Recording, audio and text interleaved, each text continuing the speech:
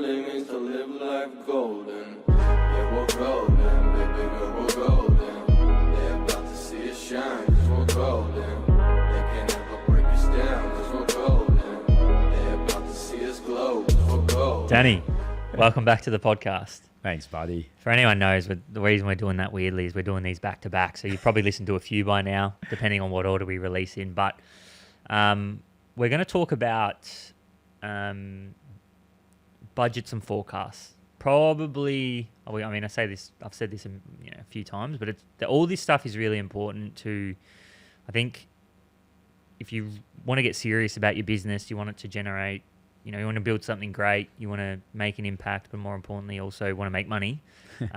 It's obviously really important. So I think we can start with, potentially what we have to focus on in the early stages of business, and what are some of the principles and kind of, we've got to tick this box in order to actually start doing this at a high level. Yeah. All right. So the theme, I know we're doing these back to back. The theme we've probably touched on a lot is everything's about being deliberate about what we're doing. And I think budgeting and forecasting is a big part of that. It's like the whole point of it is to get deliberate about your business. I'll touch on the difference between the budget and the forecast. Yep. So when you start, like people, I remember when I first started in this world and they're like, oh, do your forecast, do your budget. Like, fuck, I felt like it was the same word, just differently. Then I learned. So budgets, we set the start of the year, we set our 12-month budget, call it. And then forecasts are essentially, as we're going through that year, we keep reforecasting. So the budget's static, the forecast is dynamic. We keep reforecasting as we're going, and the business is changing, and we get new information to see where we're going to land. So essentially, it is the same thing, but different timeframes. The budget's static, we set it once. The forecast, we're still doing the same process, but we're updating it as we go based on what we know at the given time. Does that make sense? Yeah. So example of that is, we sit down at maybe in December, we set a budget for January, or we do it early Jan, for the next year, the whole year. And then as we're going through that, we're forecasting. So we might get to end of Q1, and we will forecast, okay, first of all, where are we at? Where do we need to get to by end of Q2? But more importantly, we might look 12 months into the future again. Yeah, what's changed based on what we thought was going to happen in Q1? We hired these extra 2 employees. All right, let's reforecast. And revenue growth we might be bringing on more than what we budgeted. Yeah, exactly. Expenses might be less than what we budgeted, this kind of stuff. So it's more dynamic. We're doing it more often, whereas the budget's probably a once a year bigger exercise where you're going deeper. Mm-hmm. Forecast is more of a model that you're updating as you're going through the year. Yeah. Awesome. Cool. So that's kind of the difference of the two. We'll focus on budgeting as our convo, like startup business. Like let's get them budgeting first, and then we'll worry about getting them updating that budget as they go. So budgeting process is essentially like, it is what it is. It's like, hey, I've got this business. I want to know how much money I'm going to make in 12 months. Like, let's set a plan in place of how much money we're going to make, how we're going to make it, kind of thing. What are the inputs for that? Because I think that's the key. Yeah. So where we start, if I'm not starting on day one, like I assume that I've been running this business already, my starting point with most people that come to speak to us is give me your last year performance and let's start there, because at least we've got some historical data to work with. Yeah. So, Kyle, give me your last 12 months P&L. I'll take that into Excel, and that's my starting point for my budgeting process. Yep. That makes sense? Yep, for sure. I'm trying to break that P&L into the 3 sections that we've touched on in previous podcasts. So revenue being one of my sections, cost of goods being my second section, like the cost that it takes to produce that revenue. And then my overheads expenses being the third section. So what's my revenue, my direct costs, and my overhead costs. So I want to get those 3 sections kind of broken out in Excel. And then I'm starting on essentially revenue as my first line. I'm trying to budget my revenue for the next 12 months. Obviously, if I'm already in business, I have a history of what my revenue was. Accounting firm, very easy. I had all my, the government makes you have to do a BAS every quarter. So I know roughly what work I've got to do for the year based on the year prior. Something like a cafe or a carpenter, or like the businesses that have to win their work every day, it's a little bit harder because you're kind of guessing what you think that revenue is going to be with as much information as you have, being prior year data. So I have a baseline of revenue based on what I know of last year. And then I want to understand the drivers that make that revenue up. So if I'm having this conversation with like me as an accountant, like, hey, how do you grow your revenue, Danny? Like, what's the trigger to get new clients? And let's call it getting on the podcast. Like, say to you, every time I go on the podcast, I get 2 new clients on average based on what I've seen in the past. So then I go and give myself like a KPI, like, hey, I need to get on 5 podcasts a month to get 10 new clients. An average client's worth X dollars. That's going to grow my revenue by this much. And then I budget that in as a line in my P&L. So if I'm thinking about revenue, I'm just thinking, what do I know from the prior year about revenue? And then what are my drivers to increase that revenue? Is it marketing spend? Is it how many coffees I have with referral partners? Like, what are the activities I can control that will drive that marketing revenue? And then I budget that through as a revenue line. Does that make sense? Yeah. And so when you're setting, say, you're a 12-month target, and you're looking at that prior year, let's say last year we grew the revenue by 10% for the total year. Is that the kind of the way that you think about it, or not? So in some, as a goal, it could be like, you could say, hey, my goal is to grow the business by 10% a year. I'm thinking about this monthly, by the way. So when I'm doing this process, I've broken every month down month by month. And the goal might be I want to grow the revenue by 10%, and that's fine. But then I go to, all right, what are the activities that it's going to take to do that, and can I achieve that? Does that make sense? Like, yep. I don't just throw the arbitrary number and then have a happiness feeling one way or the other, whether like I'm sad or I'm happy because I didn't hit that made up number that I gave myself. Yeah. Again, if I go to the theme of get deliberate, like target can be 10%. That's fine. I like the idea of like a growth rate that we stick to over time, but understand the drivers of that 10%. Is it the number of coffees you have? Is it the number of podcasts you're on?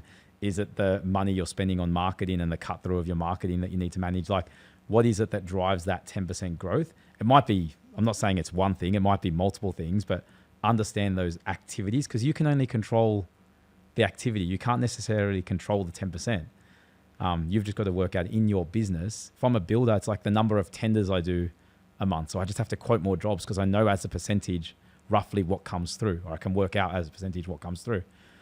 So yeah, understand those metrics that drive that number, that percentage that you're trying to grow. And that's where setting a budget can be really great for planning. 100%. Right? So you can set a budget either with your team or on your own, and then go back to your team and discuss and look at, okay, how many leads or did we generate? How many customers did we close? Or, yep. How many products did we sell?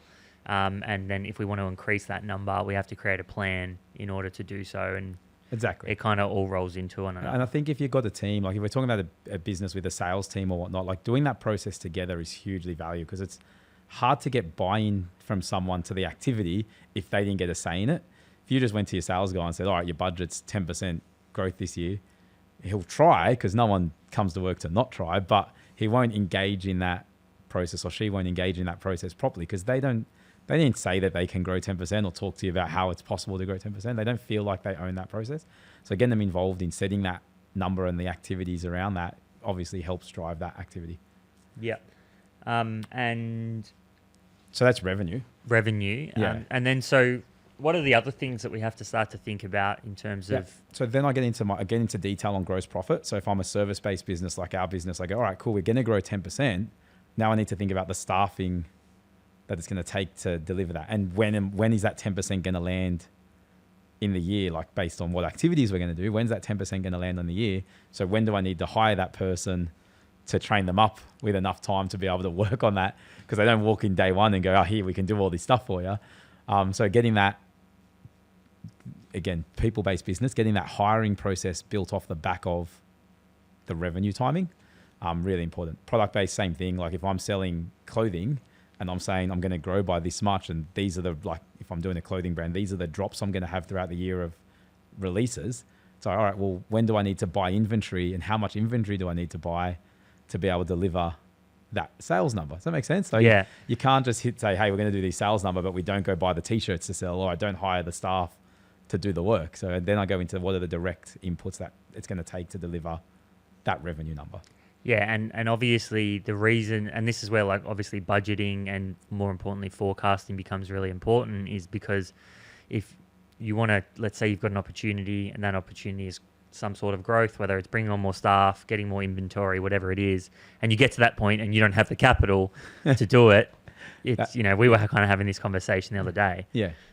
But I think, you know, do you want to talk? I would love for you to talk about, you know, you've talked about things such as leakage, you know, with myself, like, you know, we aim for this gross profit, you know, and we have this charge out rate for what we do, but then there's also things such as leakage, and more importantly, just the overall arching theme of data, and inputs, and understanding those inputs and how important that is. Yeah. So you're talking leakage like efficiency, yeah? Like leakage, yeah. So we'll call it, leakage, wastage, efficiency. It's the same thing. If it's like, I've hired these people to produce X dollars of revenue. Say I hire someone, I expect them to produce 200 grand of revenue a year based on our budgets. But they're only producing 150 grand. I've got that leakage in efficiency that, you know, they're either not doing their job right, or we're not pricing jobs right, or whatever. Their wage doesn't change. Their wage doesn't change. I still have to pay them the same number. So I budgeted to make 200 grand. They cost me, say, 100. I budgeted to make 100 grand profit on that person. But I have that 50 grand leakage. I've just lost 50 grand. Like, I'm not going to get that anywhere else. So, we run pretty blind to that in most businesses. Like, we don't actually look at it. And the conversation we had was like, well, how do you know what people are working on, where they're spending their time, how much you should charge the client, etc. We got to timesheets as an answer. Like, we run it in professional services. We spoke to about you, but getting the team to put their data in on what they're spending their time on, to understanding why we have that leakage, really important. Because, you know, the easy answer is, oh, that person's lazy, they're on their phone too much, or something like that. Like, we blame often people will blame the employee or the team member for the issue, but more often than not, and you know, look at yourself as the leader, and we priced the client too low, and it took them, the job that they're doing takes longer than what you made up as a budget that it's going to take them to do. Or they haven't been trained properly on, you know, you haven't onboarded them properly into your business and trained them on the skills they need to deliver it in the 10 hours that you said you can deliver it in, because you've been doing it for fucking 20 years. Yeah. So that training piece, you know, we didn't budget for annual leave, or we didn't, like, making sure you understand all those inputs that it's going to take. And, you know, people are people. They're not going to work 100% every day, every hour of every day. So you need to budget in that they're only going to work or be able to do client work for 90%, say, of a day. So yeah, getting that data and understanding that data to then work out how we improve that efficiency, it's really important. But doing it, that's not just a budgeting conversation. That's a every day in your business conversation. You should be going to improve that efficiency. But then you use that data that you get in your budgeting process, so you know that when you hire someone, this is how much revenue they can produce based on your historic staff, and then use that to benchmark new hires against as well. Like, are they performing against that? And what do we need to help them with to get there? Same thing in product business. Like, we'll call that same wastage inventory that we couldn't sell. If you go and say, hey, I'm just going to go buy an extra $1 million of t-shirts and then make $10 million. Like, you still have to make sure that that customer wants that, or you're just throwing those t-shirts in the bin, or they're sitting on a shelf. So it's the same concept. It's just in a different product. Pivotal Conversations is focused on creating a seamless and convenient method for brands to create content in the modern age. We cover everything from strategy to production to post-production editing to create all your short-form content, as well as social media strategy and your website strategy. So if you've been thinking about starting a podcast, or you've got a podcast and you're looking for a seamless, convenient way for you to create your content and get it out there to the world, we are offering 50% off your first episode. So if that's something you're interested in, there will be a link in the show notes. Fill that inquiry form out and we'll be in contact within 24 hours. Thanks, guys. Can you talk to, like, forecasting expenses, like, first of all, how you do that, but then the relationship between, you know, needing to forecast out, obviously, your direct costs, like your COGS or your cost of service, but also the operations side that, you know, you need to help support the business as it grows? Yeah. So what I would say is, if I'm going through the budgeting process, I'm spending, say, 70% of the time on revenue and COGS, because that's the hard part, in my opinion. The overhead expenses, the last 30% of the time, it's not a difficult conversation. It's not as difficult of a conversation because it's pretty fixed. What I mean by that is, if I've signed the rent deal, I've signed the rent deal. And unless I'm getting to the point where I'm outgrowing the office, or I need to, like, my end of lease, I need to make a decision about a new office, that rent deal's not changing. So if I think about the overheads of my P&L, like rent and software costs and my insurances and my things like that, it's a once a year convo to understand them. Like what were they last year? What am I paying for? Is it the right price, wrong price? Should I be spending more or less on it? And, budgeting when I spent it last year and kind of expecting it to be roughly the same. So that's pretty easy to do, yeah? Where it gets difficult is, not where it gets difficult, but where you have to spend more time is, like I said before, like I'm outgrowing my office. So I need to start to think about what that next office looks like and how much space I'm going to need for that next level of growth, yeah? So getting in those big decision times on overheads is difficult.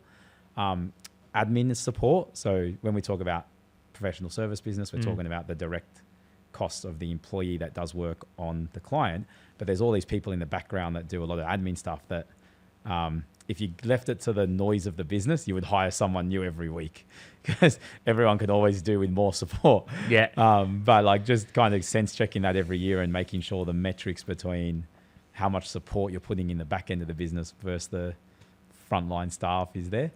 It's not an easy answer, that one, because as I said, everyone will always take more if you give it to them. Yeah, that's so true, isn't it? Yeah. You've always got to not give in to the noise of the business and actually understand what's happening. And then marketing cost is probably the next big variable one that sits in that kind of overhead bucket, where you can spend unlimited money on marketing as a budget, but the work that happens there is more around, all right, what's the efficiency rate? What's the return on investment we expect on our marketing, so that we know we can dial up the spending or slow down, or we should slow down or repurpose the spend, not necessarily turn it off, but put it into a different bucket because it's not working. Can we go a little bit deeper on that, just as because we've talked about like cost of acquisition.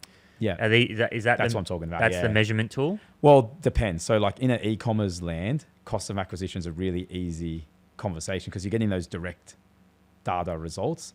But in something like your business, my business, where you might spend on marketing and activities, but the client that comes from it doesn't come for 6 months to 12 months time or whatever, you can't get those direct correlations right. So if we go customer acquisition cost, what that is, it's how much dollars do I spend on marketing to acquire a new customer. So if I spend $1,000 a month on marketing and I got 50 new e-commerce customers, my customer acquisition cost is $20. Yeah. Is that a good number or bad number? Depends on the business. Yeah. What you're selling. Yeah, what you're selling, how much margin you make on it, etc. What Yep. the lifetime value of your customer is. But a bigger conversation for another day. Understanding that though, and going, all right, I need to, based on my business model, I need to get my customer acquisition cost to X dollars, is really important because that's your marketing efficiency convo. It's like, all right, as long as my customer acquisition cost doesn't go over $20, I can afford to spend X dollars on marketing in these channels. Once it starts to go over that, we need to have a conversation and go, all right, well, these channels aren't working to how they used to work or what we need them to work at. What are our other options? Like, should we be doing influencer marketing instead of Instagram ads? Like, or could we be trying TikTok? Like, what are the answers? E-commerce is easier because of that. You can get that direct feedback pretty quickly. It's getting harder because the platforms are getting harder. Yeah. But you get that direct feedback. When you get into service-based business, it's actually really hard to get that data point. So you got to go down, up the funnel essentially. Like, we're not necessarily recording cost per acquisition of a customer. We might be looking at cost per lead. How much do we spend to get a new lead? Or it might be, you might have a download form on your website or something. It's like how many people go download that document or whatever. Like, you find something that's less than them becoming a customer, that's a kind of gateway drug to them becoming a customer, and you measure the success of that. Yeah, it's kind of like the data is really important there as well, and defining. I think when you've got a service-based business, you're more sales-orientated, right? So you have to have a sales team, or you whoever's doing the sales in the company, there becomes another layer. Yeah, and I don't think we naturally are good at it. Like, most people that go into their service-based businesses go into it because they were good at the trade of whatever that business. Like, I'm a good carpenter, so I start my carpentry business. I'm a good accountant, I start my accounting business. So we're not necessarily thinking about data and business that way. But yeah, it's super, like, that data, whether it's gross profit data, marketing data, they're probably the two major data points that. How do you think about marketing? So do you go like, we're spending 10% or like, we're going to spend 10% of revenue on marketing, and then within that we have cost of acquisition targets or, cost per lead targets, and then the sales team will have specific targets? Like, is that kind of the way that we're looking at it? Yeah. In our service-based business, to be honest, we spend very little in marketing land. We spend a lot more time on our marketing is relationships and referral partners and having lunches and dinners and things like that. So there's still a spend there, but it's not the same as just direct marketing. We don't have that because it's very much a relationship business. But if I go to, like, my wife has an e-commerce business, super in the detail on percentage of marketing spend versus revenue and customer acquisition costs. So it's like straight up every day, literally daily reporting on what the spending's happening, not to turn it off. So I don't look at marketing as I think it was a Henry Ford quote of trying to, saving money by stopping your marketing spend is like unplugging your clock to save time.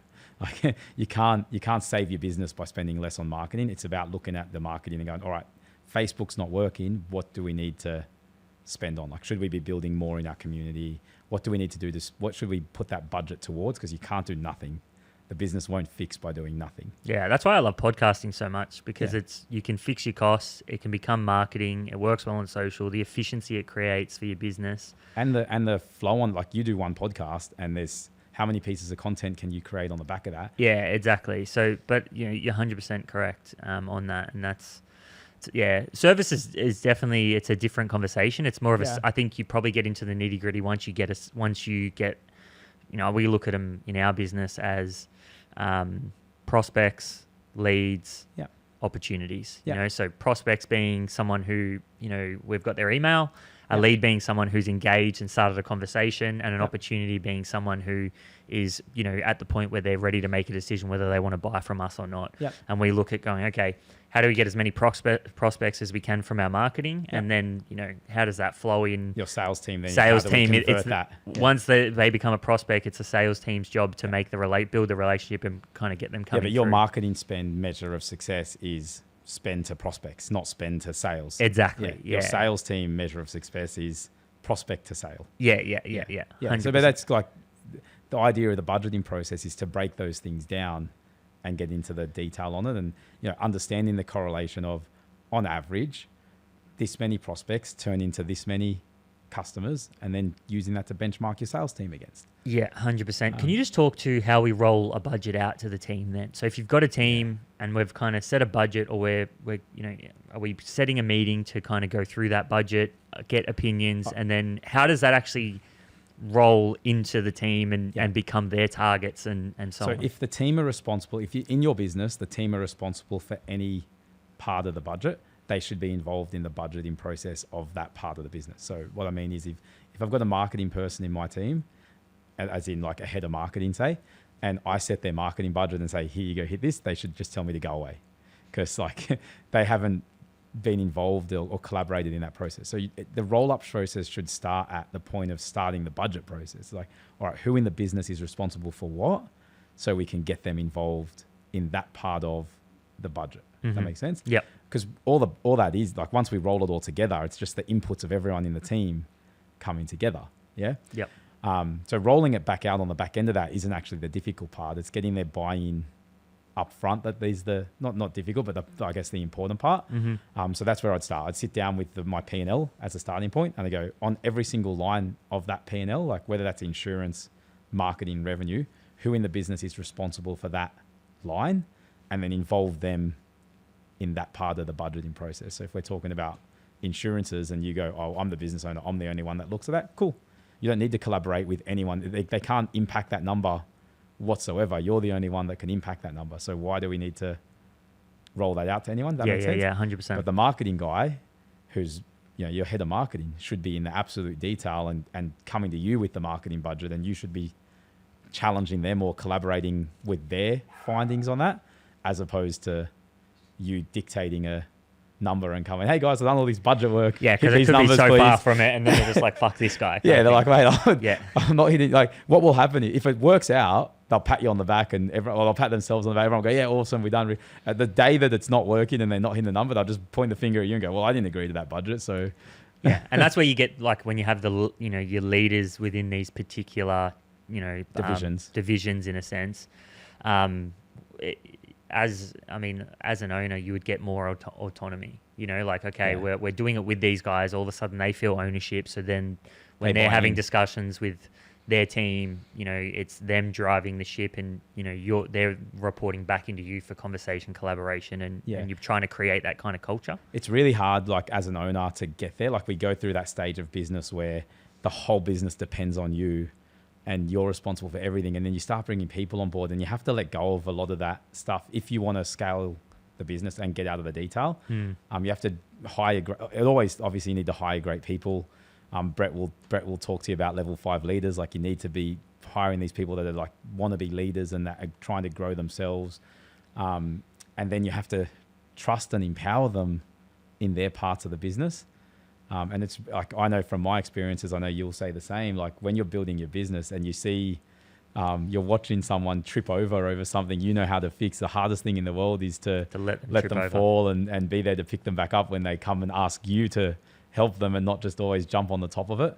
And I'm still guilty of that today. Like, if the guys in my office heard me say this, they'd say, "Hang on, Danny." Like, because like I care so much about the business and the client. Like I'll justify that position by going, "Oh, but I really like Kyle. He's a really good guy. I never want him to be upset." But it's hampering the business as a whole. Yeah. And like sometimes we have to get out of our own way and let those people fly. But yeah, the only way you need that process to get them to buy into it, and then let them succeed and fail on it, and coach them. Like become a leader and a coach through that. Don't be a dictator, I guess. It's so hard to do. Like I'm bad. We all are. The earlier you are, the harder it is, because you're fighting tooth and nail for every single client, customer you get. But inevitably, I know that you do have to kind of give that ownership to people, and the way you communicate if mistakes are made, inevitably dictates what the next action is. And so that's, still, and really that's leadership 101, right? Well, it's leadership, and that's your development as a leader. Like if you go, I don't need to learn anything anymore. I'm the best at everything. It's like you've kind of failed already, and that's your growth path, or a lot of people's growth path from that in the detail stage into that scale stage is learning to be a better leader. Yeah, and we really need everyone else. Yeah, 100%. Danny, again, so much value in that. I appreciate your time.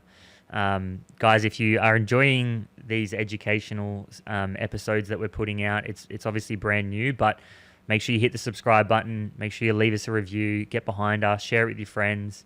As I said, all we're really trying to do here is provide education and inspiration, and for free. We don't want, there's no paywall here, but in order for us to keep doing this, we do need your support. So many thanks, and we'll see you next week. Much love. Hey, Danny from Kelly Partners Northern Beaches here. Hope you're really loving these conversations with Kyle. If you're looking for an accountant that wants to do more than just your BASs and taxes and be a real partner in your business, feel free to hit us up. We have an amazing team out on the beaches who deal with business owners every single day.